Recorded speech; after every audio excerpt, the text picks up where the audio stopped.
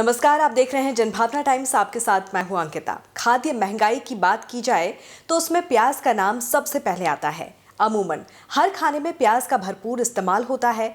इसकी कीमतों में परिवर्तन आपकी रसोई की थाली को महंगी या सस्ती कर सकती है।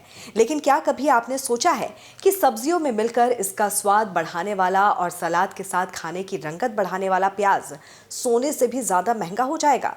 कभी गोल्ड और सिल्वर की तस्करी होती थी, लेकिन अब मौजूदा हालात ऐसे बन रहे हैं कि लोग प्याज की भी तस्करी कर रहे हैं। पूरी दुनिया में इस समय प्याज की कीमतें इतनी ज्यादा बढ़ गई हैं कि लोगों को समझ नहीं आ रहा कि अब खाने का स्वाद कैसे बढ़ेगा। तुर्की और कजाकिस्तान में प्याज का निर्यात बंद कर दिया गया है, तो वहीं फिलीपींस में प्याज की तस्करी होने लगी है। दुनिया के कई देशों में प्याज की कमी और उसके बढ़ते दाम वैश्विक आहार संकट की ओर इशारा कर रहे हैं। ब्लूमबर्ग की एक रिपोर्ट में इसे लेकर चेतावनी दी गई है। इसमें बताया गया है कि प्याज की कीमतें आसमान छू रही हैं, जिससे महंगाई बढ़ रही है। कजाकिस्तान, मोरक्को और तुर्की ने प्याज के निर्यात रोक दिए हैं और फिलीपींस में प्याज की तस्करी को लेकर जांच के आदेश जारी किए गए हैं। फिलीपींस में प्याज की कीमतें इतनी तेजी से बढ़ गई हैं कि लोग इसकी तुलना सोने से कर रहे हैं।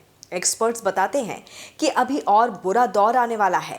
पिछले साल रूस यूक्रेन युद्ध के दौरान गेहूं और बाकी अनाज की कीमतों में भी उछाल देखा गया था।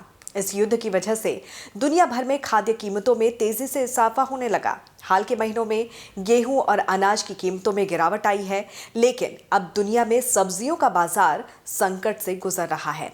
प्याज और अन्य सब्जियों के दामों में आए उछाल के पीछे कई कारण बताए गए हैं। इसमें पाकिस्तान में पिछले साल आई बाढ़, मध्य एशिया में फसल को पाला मारने से हुआ नुकसान और रूस यूक्रेन युद्ध के प्रभाव शामिल हैं। मोरक्को में उत्पादकों पर खराब मौसम की मार पड़ी है। पिछले साल यूरोप के कुछ हिस्सों में सूखा पड़ा और नीदरलैंड, जो दुनिया का सबसे बड़ा प्याज निर्यातक है, वो भी प्रभावित हुआ।